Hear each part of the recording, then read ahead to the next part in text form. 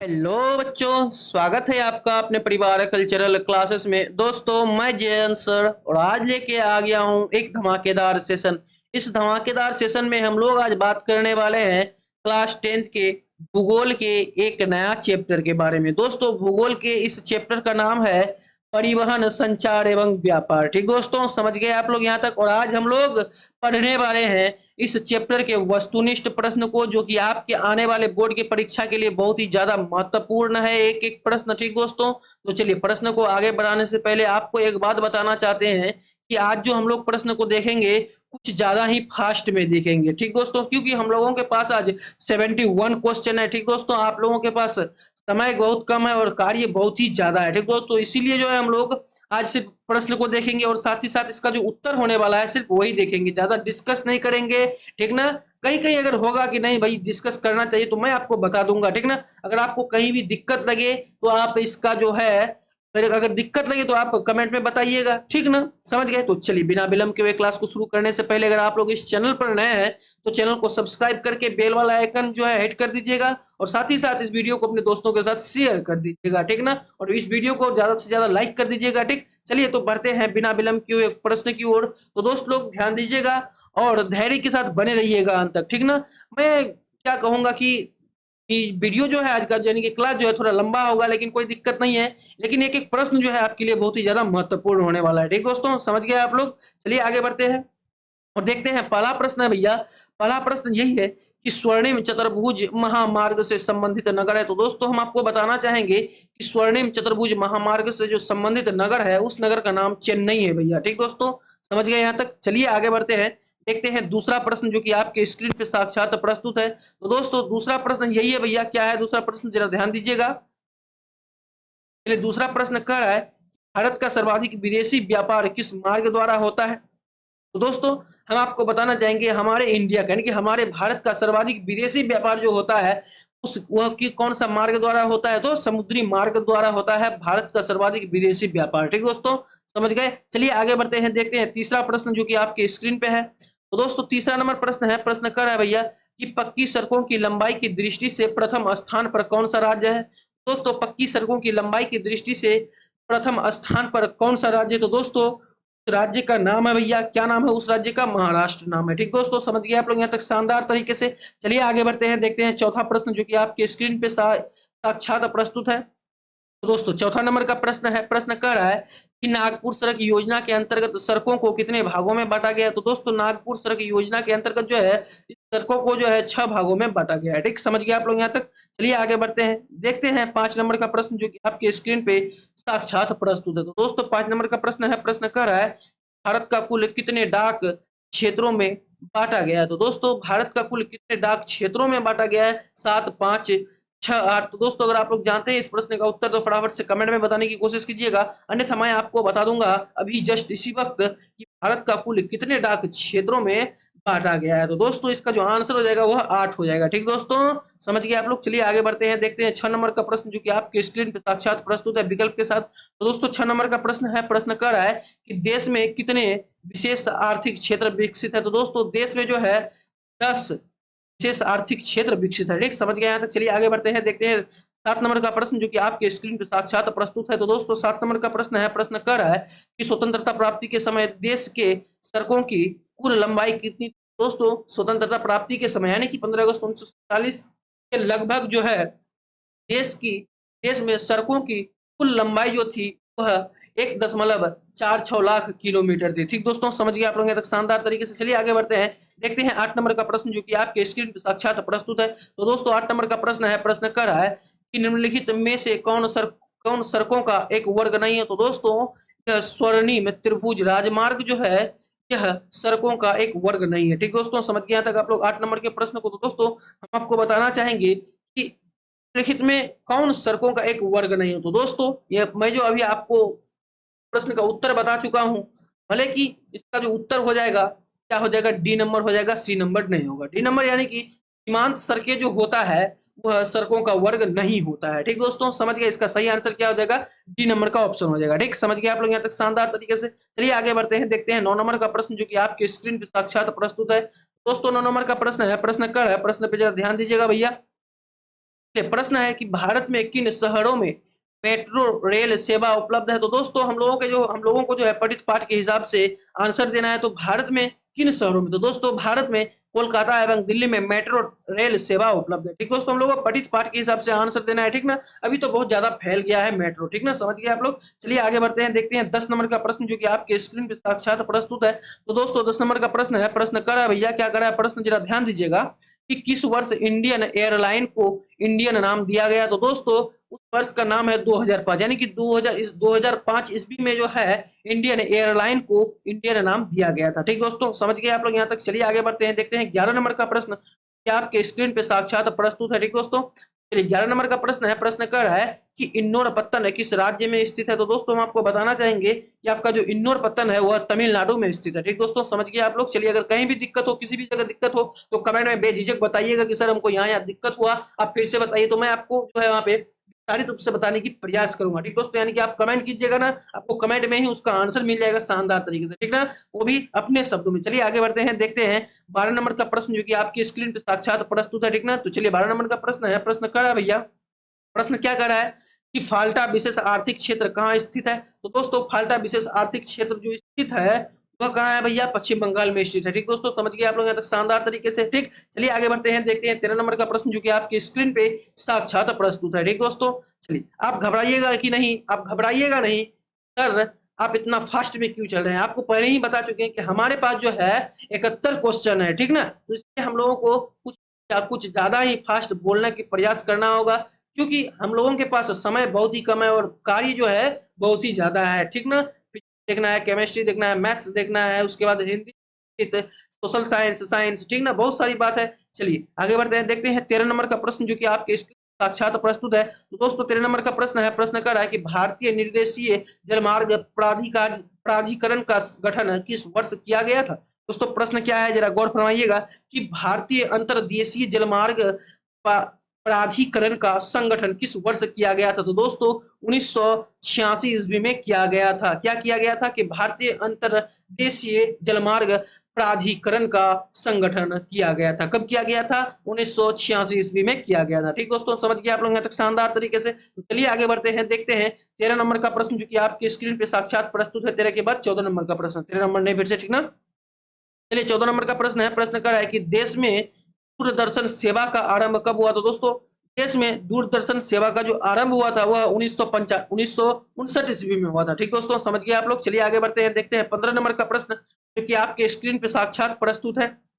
चलिए 15 नंबर का प्रश्न है, प्रश्न कर रहा है कि ऑल इंडिया रेडियो का नाम बदलकर आकाशवाणी किस वर्ष कर दिया गया। तो दोस्तों अगर आप लोग रेडियो सुनने के शौकीन हैं तो आपको उसमें पता चलेगा कि आकाशवाणी पटना के केंद्र से आप सुन रहे हैं। ठीक दोस्तों, अगर आप लोग कभी रेडियो सुने हैं, तब हम तो बहुत सुने हैं बचपन में। ठीक ना, उसमें आकाशवाणी दिया जाता था पहले। ठीक ना, यानी कि ऑल इंडिया रेडियो का नाम बदलकर आकाशवाणी दिया, कब दिया भाई, वही प्रश्न पूछ रहा है। तो दोस्तों वह जो दिया हुआ है 1957 ईस्वी में दिया था। ठीक दोस्तों, समझ गए आप लोग। चलिए आगे बढ़ते हैं, देखते हैं 16 नंबर का प्रश्न जो कि आपकी स्क्रीन पे साक्षात प्रस्तुत है विकल्प के साथ। तो दोस्तों 16 नंबर का प्रश्न है, बहुत ही प्यारा प्रश्न है, प्रश्न कर रहा है भारत में डाक क्षेत्रों की कुल संख्या कितनी है। तो दोस्तों आप बताने की कोशिश कीजिएगा, भारत में डाक कुल क्षेत्रों की जो संख्या है वह 8 है। ठीक दोस्तों, हालांकि यह प्रश्न कुछ क्षण पहले ही हम लोग देख चुके हैं, कोई दिक्कत नहीं है, बार बार देखेंगे क्या दिक्कत है, हम ही लोग को ना फायदा है। ठीक ना, आगे बढ़ते हैं, देखते हैं 17 नंबर का प्रश्न जो कि आपके स्क्रीन पे साक्षात प्रस्तुत है।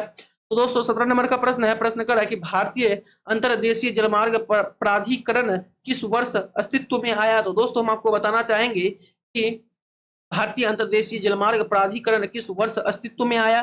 तो दोस्तों हम आपको बताना चाहेंगे कि यह जो 1986 में जो है क्या क्या हुआ कि अस्तित्व में आया। क्या अस्तित्व में आया कि भारतीय अंतर्देशीय जलमार्ग प्राधिकरण जो है 1986 ईस्वी में अपने अस्तित्व में आया था। ठीक दोस्तों, समझ गए आप लोग यहाँ तक शानदार तरीके से। एक चलिए आगे बढ़ते हैं, देखते हैं 18 नंबर का प्रश्न जो कि आपके स्क्रीन पे साक्षात प्रस्तुत है। तो दोस्तों 18 नंबर का प्रश्न है, प्रश्न कर रहा है भैया, क्या कर रहा है 18 नंबर का प्रश्न, जी हाँ 18 नंबर का प्रश्न है कि भारत में कितने आकाशवाणी केंद्र है। तो दोस्तों भारत में कुल 200 आकाशवाणी केंद्र है। ठीक ना, समझ गए आप लोग। चलिए आगे बढ़ते हैं, देखते हैं 19 नंबर का प्रश्न जो कि आपके स्क्रीन पे साक्षात प्रस्तुत है। तो दोस्तों 19 नंबर का प्रश्न है, प्रश्न कर रहा है कि भारत में क्या है, भारत में टेलीफोन सेवाएं कब आरंभ हुई। तो दोस्तों भारत में जो है टेलीफोन सेवाएं जो आरंभ हुई थी कब हुई थी दोस्तों? अगर आप लोग जानते हैं इस प्रश्न का उत्तर तो फटाफट से कमेंट में बताने की कोशिश कीजिएगा।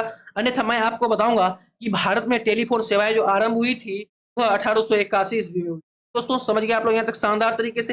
मेरे ख्याल से तो कहीं भी दिक्कत नहीं होना चाहिए। अगर आपको दिक्कत है तो कमेंट में बताने की कोशिश कीजिएगा, ठीक ना? आपके द्वारा पूछा गया हर एक प्रश्न का उत्तर आपको शानदार तरीके से मिल जाएगा। चलिए प्रश्न को आगे बढ़ाते हैं, देखते हैं 20 नंबर का प्रश्न जो कि आपके स्क्रीन पर साक्षात प्रस्तुत है। तो दोस्तों 20 नंबर का प्रश्न है, प्रश्न कह रहा है कि इनमें कौन व्यापारी केंद्र गंगा नदी के तट पर स्थित नहीं है? तो दोस्तों कानपुर, भागलपुर, जबलपुर या फिर वाराणसी। तो दोस्तों हम आपको बताना चाहेंगे इसका जो आंसर हो जाएगा वह जबलपुर हो जाएगा। ठीक दोस्तों समझ गए आप लोग यहाँ तक 20 नंबर के प्रश्न को? चलिए आगे बढ़ते हैं, देखते हैं 21 नंबर का प्रश्न जो कि आपके स्क्रीन पे साक्षात प्रस्तुत है। तो दोस्तों 21 नंबर का प्रश्न है, प्रश्न कह रहा है कि दिल्ली से कोलकाता तक की राष्ट्रीय राजमार्ग किस नाम से प्रसिद्ध है? तो दोस्तों NH2 का नाम तो सुने ही होंगे, इसी नाम से दिल्ली से कोलकाता तक राष्ट्रीय राजमार्ग का नाम प्रसिद्ध है। ठीक समझ गए आप लोग? चलिए आगे बढ़ते हैं, देखते हैं 22 नंबर का प्रश्न जो कि आपके स्क्रीन पर साक्षात प्रस्तुत है। तो दोस्तों 22 नंबर का प्रश्न है, प्रश्न कर रहा है कि इनमें कौन परिवहन मार्ग नहीं है? दोस्तों आपको पता है कि इनमें कौन परिवहन मार्ग नहीं है? तो दोस्तों सड़क, जल, वायु या फिर आकाश। तो दोस्तों परिवहन मार्ग यानी कि परिवहन चलता है, ठीक ना? आप जानते हैं सभी सड़क, इससे भी परिवहन चलता है, ठीक ना? समझ गए? यानी कि इसका जो सही आंसर हो जाएगा वह आकाश हो जाएगा। समझ गए आप लोग यहाँ तक शानदार तरीके से? चलिए आगे बढ़ते हैं, देखते हैं 23 नंबर का प्रश्न जो कि आपके स्क्रीन पे साक्षात प्रस्तुत है, ठीक है? चलिए 23 नंबर का प्रश्न है, प्रश्न कर रहा है भैया, क्या कर रहा है प्रश्न 23 नंबर का? भारत में सबसे ऊंची सड़क कहाँ मिलती है? तो दोस्तों हम आपको बताना चाहेंगे भारत में सबसे ऊंची सड़क जो मिलती है वह लेह जगह के स्थान पे मिलती है। ठीक दोस्तों समझ गए आप लोग यहाँ तक शानदार तरीके से? चलिए आगे बढ़ते हैं, मिलते हैं 24 नंबर प्रश्न के साथ जो कि आपके साक्षात प्रस्तुत है, ठीक है? चलिए 24 नंबर का प्रश्न है भैया, प्रश्न कर रहा है, क्या कर रहा है 24 नंबर का प्रश्न कि पक्की सड़कों की सबसे अधिक लंबाई किस राज्य में है? तो दोस्तों पक्की सड़कों की सबसे अधिक लंबी लंबाई जो है किस राज्य में? तो दोस्तों आप लोग सभी जानते हैं कि शहर का नाम है यानी कि उस राज्य का नाम है महाराष्ट्र। हालांकि कुछ क्षण पहले इस प्रश्न की हम लोग चर्चा कर चुके हैं, तो कोई दिक्कत नहीं है, हम लोग बार बार पढ़ेंगे, क्या दिक्कत है भैया हम लोग, क्योंकि हम लोगों को रिवीजन नहीं करना है, ठीक ना? चलिए आगे बढ़ते हैं, देखते हैं 25 नंबर का प्रश्न जो कि आपके स्क्रीन पर साक्षात प्रस्तुत है। दोस्तों 25 नंबर का प्रश्न है, प्रश्न कर रहा है कि नागपुर सड़क योजना किस वर्ष बनी थी? तो दोस्तों नागपुर सड़क योजना जो है 1943 ईस्वी को बनी थी। ठीक समझ गए आप लोग? चलिए आगे बढ़ते हैं, देखते हैं 26 नंबर का प्रश्न जो कि आपके स्क्रीन पर साक्षात प्रस्तुत है। दोस्तों 26 नंबर का प्रश्न है, प्रश्न कर रहा है कि देश में राष्ट्रीय राजमार्गों की कुल संख्या कितनी है? तो दोस्तों देश में राष्ट्रीय राजमार्गों की जो कुल संख्या है वह 228 है। ठीक दोस्तों समझ गए आप लोग यहाँ तक के प्रश्न को? ठीक चलिए आगे बढ़ते हैं, देखते हैं 27 नंबर का प्रश्न जो कि आपके स्क्रीन पर साक्षात प्रस्तुत है। तो दोस्तों 27 नंबर का प्रश्न है, प्रश्न कर रहा है कि देश का सबसे लंबा राष्ट्रीय राजमार्ग कौन है? तो दोस्तों देश का सबसे लंबा राष्ट्रीय मार्ग जो है वह है NH7। ठीक दोस्तों समझ गए आप लोग? चलिए आगे बढ़ते हैं, देखते हैं 28 नंबर का प्रश्न जो कि आपके स्क्रीन पे साक्षात प्रस्तुत है। दोस्तों 28 नंबर का प्रश्न है, क्या है भैया? चलिए 28 नंबर का प्रश्न है कि राष्ट्रीय राजमार्ग 7 वाराणसी में किस स्थान तक जाता है? तो दोस्तों राष्ट्रीय राजमार्ग 7 वाराणसी में जो है वह किस स्थान तक जाता है? दोस्तों अगर आप लोग जानते हैं इस प्रश्न का उत्तर तो फटाफट से इसका आंसर कमेंट में बताने की कोशिश कीजिएगा, अन्यथा मैं आपको बताऊंगा कि इसका जो आंसर हो जाएगा वह कन्याकुमारी हो जाएगा। ठीक दोस्तों समझ गए आप लोग यहाँ तक शानदार तरीके से? चलिए आगे बढ़ते हैं, देखते हैं 29 नंबर प्रश्न के साथ जो कि आपके स्क्रीन में ये रहा। तो दोस्तों 29 नंबर का प्रश्न है, प्रश्न कर रहा है कि किस राज्य में राष्ट्रीय राजमार्गों की लंबाई सबसे अधिक है? तो दोस्तों हम आपको बताना चाहेंगे कि किस राज्य में राष्ट्रीय राजमार्गों की जो लंबाई हुआ है वह सबसे अधिक। दोस्तों इसका जो आंसर हो जाएगा वह आंध्र प्रदेश हो जाएगा। ठीक दोस्तों समझ गए आप लोग यहाँ तक शानदार तरीके से? ठीक अगर कहीं भी दिक्कत हो, किसी भी जगह दिक्कत हो तो कमेंट में बेझिझक बताने की प्रयास कीजिएगा कि सर हमको यहाँ दिक्कत हो रहा है, आप फिर से हमको बताने की कोशिश कीजिए, डीप से बताने की कोशिश कीजिए। दोस्तों आपके द्वारा पूछा गया प्रश्न का आपके द्वारा पूछा गया हर एक प्रश्न का उत्तर आपको शानदार तरीके से मिल जाएगा। ठीक ना? समझ गए आप लोग यहाँ तक शानदार तरीके से? आगे बढ़ते हैं, मिलते हैं 30 नंबर प्रश्न के साथ जो कि आपके स्क्रीन पे साक्षात प्रस्तुत है। ठीक ना? चलिए 30 नंबर का प्रश्न है, प्रश्न कर रहा है कि भारत में रेल परिचालन की शुरुआत कब हुई थी? ठीक ना दोस्तों? तो हम आपको बताना चाहेंगे कि भारत में रेल परिचालन की शुरुआत जो हुई थी वह किस ईस्वी में हुई थी? तो दोस्तों हम आपको बताना चाहेंगे उस ईस्वी का नाम है 1853 ईस्वी। ठीक दोस्तों यानी कि 1853 ईस्वी में भारत में जो है रेल परिचालन की शुरुआत हुई थी। ठीक समझ गए? चलिए आगे बढ़ते हैं, देखते हैं 31 नंबर प्रश्न क्या है हम लोगों के पास।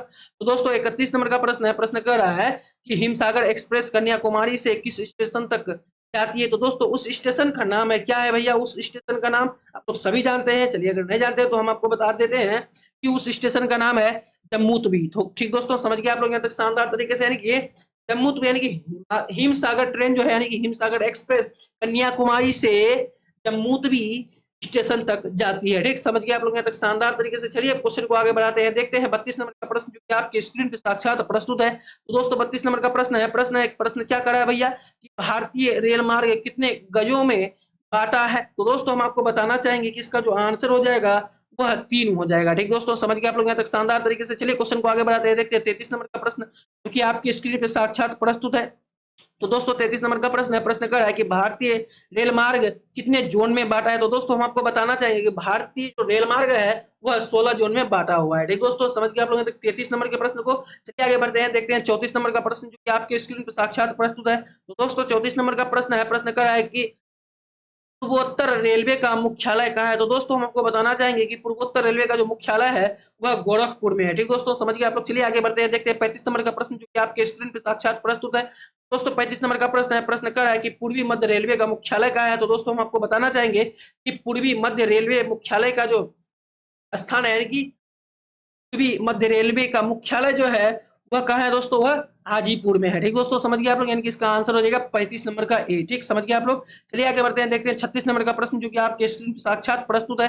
तो दोस्तों 36 नंबर का प्रश्न है, प्रश्न कर रहा है कि दक्षिण पूर्वी रेलवे मुख्यालय किस शहर में है। तो दोस्तों वह कोलकाता में है। ठीक दोस्तों, समझ गए आप लोग, दक्षिण पूर्व रेलवे जो है वह कोलकाता में है। ठीक, समझ गए आप लोग। चलिए आगे बढ़ते हैं, देखते हैं 37 नंबर का प्रश्न जो कि आपकी स्क्रीन पर साक्षात प्रस्तुत है। तो दोस्तों 37 नंबर का प्रश्न है, प्रश्न कर रहा है भैया क्या कर रहा है 37 नंबर का प्रश्न, जरा ध्यान दीजिएगा कि भारत में रेलवे स्टेशनों की संख्या कितनी है। तो दोस्तों भारत में रेलवे स्टेशन की संख्या हुआ 6909 है। ठीक, समझ गए आप लोग। अभी तो बहुत ही ज्यादा हो गया होगा मेरे ख्याल से, ठीक ना, यानी कि सबके ख्याल से बढ़ ही गया होगा। यह जो आपका प्रश्न है और ये जो आपका विकल्प है वह आपका पठित पाठ के हिसाब से है। ठीक ना, कब पता नहीं कब बना है आपका बुक, कब से चला आ रहा है यह प्रथा। ठीक ना, समझ गए आप लोग। प्रथा कहने का अर्थ है कि आपके द्वारा, आपकी बुक के द्वारा पूछा गया प्रश्न का प्रथा। ठीक ना, समझ गए। चलिए आगे बढ़ते हैं, देखते हैं 38 नंबर का प्रश्न जो कि आपके स्क्रीन पर साक्षात प्रस्तुत है। तो दोस्तों 38 नंबर का प्रश्न है, प्रश्न कर रहा है कि उत्तर पश्चिमी रेलवे का मुख्यालय कहाँ है। तो दोस्तों हम आपको बताना चाहेंगे कि उत्तर पश्चिमी रेलवे का जो मुख्यालय है वह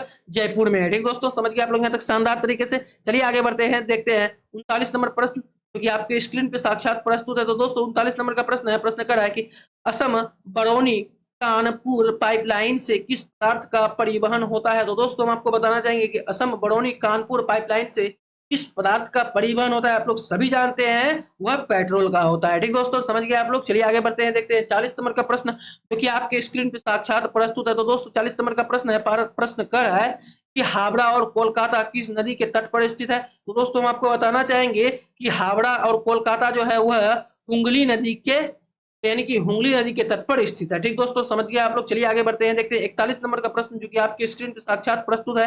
तो दोस्तों 41 नंबर का प्रश्न है, प्रश्न कर रहा है कि राष्ट्रीय राजमार्ग संख्या 1 किस नदी पर विकसित है। तो दोस्तों उस नदी का नाम है गंगा नदी। ठीक दोस्तों, समझ गए आप लोग। चलिए आगे बढ़ते हैं, मिलते हैं 42 नंबर क्वेश्चन के साथ जो कि आपके स्क्रीन पर साक्षात प्रस्तुत है। ठीक दोस्तों, चलिए 42 नंबर का प्रश्न है, प्रश्न कर रहा है कि राष्ट्रीय जलमार्ग संख्या 2 सदिया से किस स्थान तक विकसित है। तो दोस्तों हम आपको बताना चाहेंगे कि राष्ट्रीय जलमार्ग संख्या 2 सदियों से किस स्थान तक विकसित है। तो दोस्तों इसका जो आंसर हो जाएगा वह धुबड़ी हो जाएगा। ठीक दोस्तों, समझ गए आप लोग, यानी कि धुबड़ी पर जो है राष्ट्रीय राजमार्ग 2 संख्या जो है वह सदियों से उसी स्थान तक विकसित है। ठीक दोस्तों, समझ गए। चलिए आगे बढ़ते हैं, देखते हैं 43 नंबर का प्रश्न जो कि आपके साक्षात प्रस्तुत है। दोस्तों 43 नंबर का प्रश्न है, प्रश्न करा भैया क्या करा है 43 नंबर का प्रश्न की राष्ट्रीय राजमार्ग 2 किस नदी पर विकसित है। तो दोस्तों उस नदी का नाम है ब्रह्मपुत्र। ठीक, समझ गए आप लोग यहाँ तक। चलिए आगे बढ़ते हैं, देखते हैं 44 नंबर का प्रश्न जो कि आपके स्क्रीन पर साक्षात प्रस्तुत है। दोस्तों हम आपको बताना चाहेंगे 44 नंबर का प्रश्न का उत्तर। पहले तो हम लोग प्रश्न को देखते हैं कि पारादीप पत्तन किस राज्य में। तो दोस्तों पारादीप पत्तन जो है उड़ीसा राज्य में। ठीक, समझ गए आप लोग। चलिए आगे बढ़ते हैं, देखते हैं 45 नंबर का प्रश्न क्या है हम लोगों के पास। दोस्तों 45 नंबर का प्रश्न है, प्रश्न कर रहा है क्या कर रहा है भैया कि वायु मार्ग का राष्ट्रीयकरण किस वर्ष किया गया। तो दोस्तों वायु मार्ग का राष्ट्रीयकरण जो किया गया था वह 1953 ईस्वी में किया गया था। ठीक दोस्तों, समझ गए आप लोग यहाँ तक 45 नंबर के प्रश्न को। चलिए आगे बढ़ते हैं, देखते हैं 46 नंबर का प्रश्न जो कि आपके स्क्रीन पे साक्षात प्रस्तुत है। तो दोस्तों 46 नंबर का प्रश्न है, प्रश्न कर रहा है कि किस पत्तन का नया नाम जवाहरलाल नेहरू पत्तन रखा गया। तो दोस्तों मुंबई पत्तन का नाम जो है क्या रखा गया था, जवाहरलाल नेहरू पत्तन रखा गया था। ठीक, समझ गए आप लोग। चलिए आगे बढ़ते हैं, देखते हैं 47 नंबर का प्रश्न जो कि आपके स्क्रीन पर साक्षात प्रस्तुत है विकल्प के साथ।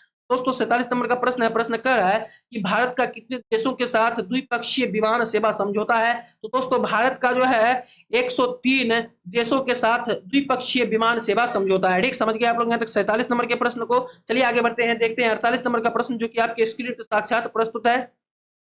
चलिए 48 नंबर का प्रश्न है, प्रश्न कर रहा है भैया, क्या कर रहा है 48 नंबर का प्रश्न, जरा गौर फरमाइएगा कि भारत का समुद्री तट कितना किलोमीटर लंबा है। तो दोस्तों भारत का समुद्री तट जो है वह 7516.6 किलोमीटर लंबा है। ठीक, समझ गए आप लोग यहाँ तक शानदार तरीके से। चलिए आगे बढ़ते हैं, देखते हैं 49 नंबर के प्रश्न जो कि आपके स्क्रीन पर साक्षात प्रस्तुत है। दोस्तों 49 नंबर का प्रश्न है, प्रश्न कर रहा है कि देश में वृहद पत्तनों की कुल संख्या कितनी है। तो दोस्तों हम आपको बताना चाहेंगे कि देश में जो है वृहद पत्तनों की संख्या जो है 12 है। ठीक, समझ गए आप लोग यहाँ तक शानदार तरीके से। चलिए आगे बढ़ते हैं, देखते हैं 50 नंबर का प्रश्न जो कि आपकी स्क्रीन पे साक्षात प्रस्तुत है।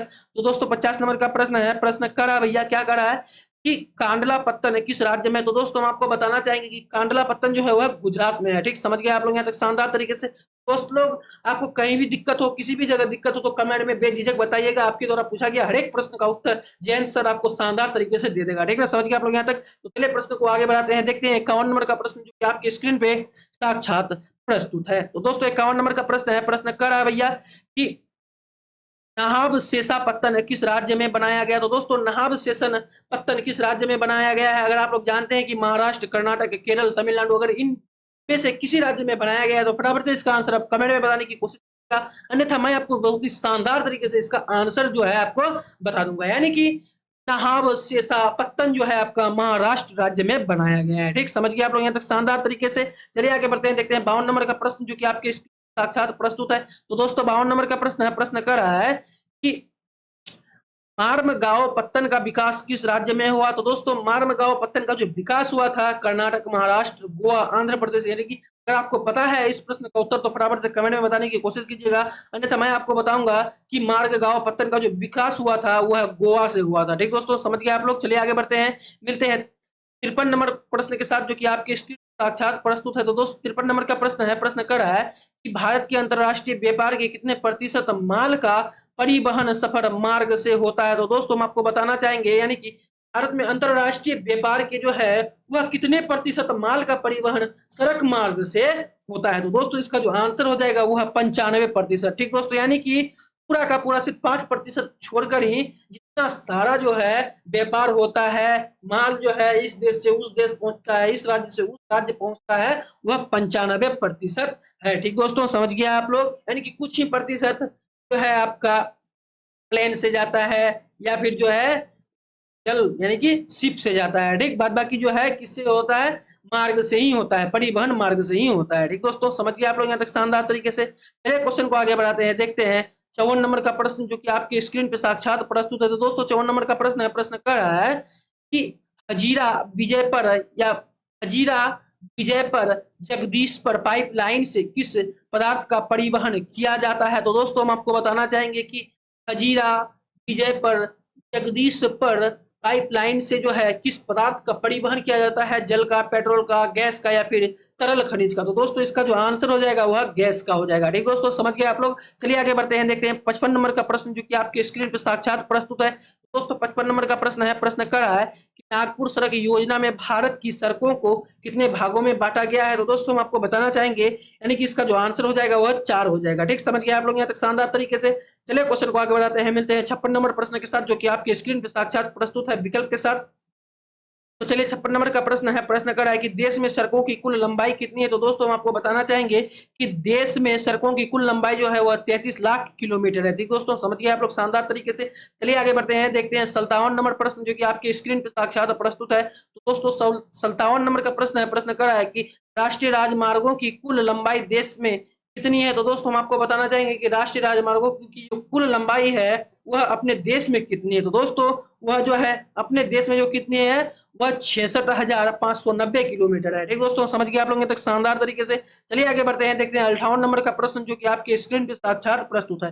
दोस्तों 58 नंबर का प्रश्न है, प्रश्न कर रहा है भैया, क्या कर रहा है कि स्वर्णिम चतुर्भुज महामार्ग की लंबाई कितनी है। तो दोस्तों स्वर्णिम चतुर्भुज महामार्ग की जो लंबाई है वह 5,846 किलोमीटर लंबाई है। ठीक दोस्तों, समझ गए आप लोग यहाँ तक शानदार तरीके से। चलिए क्वेश्चन को आगे बढ़ाते हैं, मिलते हैं 59 नंबर प्रश्न के साथ जो कि आपकी स्क्रीन पे ये रहा 59 नंबर का प्रश्न। तो दोस्तों 59 नंबर का प्रश्न है, प्रश्न कर रहा है कि देश में रेल मार्गों की कुल संख्या कितनी है? तो दोस्तों अगर आप लोग जानते हैं कि देश में रेल मार्गों की कुल संख्या कितनी है तो फटाफट से इसका आंसर कमेंट में बताने की कोशिश कीजिएगा।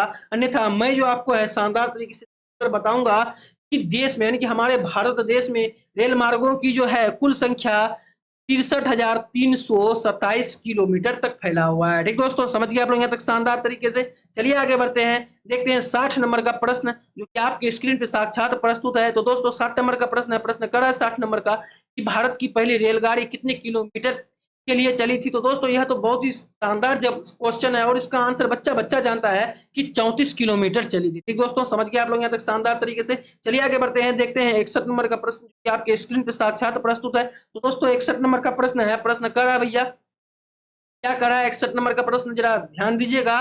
प्रश्न यही है कि देश में नौकायन योग्य जल मार्गों की कुल लंबाई कितनी है? तो दोस्तों देश में नौकायन योग्य जल मार्गों की जो कुल लंबाई है वह 14,500 किलोमीटर यानी कि 14,500 किलोमीटर है। क्या है? नौकायान योग्य जल मार्गों की कुल लंबाई। कहाँ पे? अपने भारत देश में। ठीक दोस्तों, समझ गए आप लोग। चलिए आगे बढ़ते हैं, देखते हैं 62 नंबर का प्रश्न जो कि आपके स्क्रीन पे साक्षात प्रस्तुत है। तो दोस्तों 62 नंबर का प्रश्न है, प्रश्न कर रहा है कि संसार की सबसे ऊंची सड़क कहाँ है? तो दोस्तों हम आपको बताना चाहेंगे कि संसार की सबसे ऊंची सड़क जो है वह मनाली मनाली से लेह तक है। ठीक दोस्तों, समझ गए आप लोग यहाँ तक 62 नंबर के प्रश्न को। चलिए आगे बढ़ते हैं, देखते हैं 63 नंबर का प्रश्न जो कि आपके स्क्रीन पे साक्षात प्रस्तुत है। तो दोस्तों 63 नंबर का प्रश्न है, प्रश्न कर रहा है कि ग्रैंड ट्रंक रोड किस नाम से जाना जाता है? तो दोस्तों हम आपको बताना चाहेंगे कि ग्रैंड ट्रंक रोड जो है वह NH1 और NH2 के नाम से जाना जाता है। ठीक दोस्तों, समझ गए आप लोग 63 नंबर के प्रश्न को। ठीक ना, चले अगर आपको कहीं भी दिक्कत हो, किसी भी जगह दिक्कत हो तो कमेंट में बेझिझक बता सकते हैं।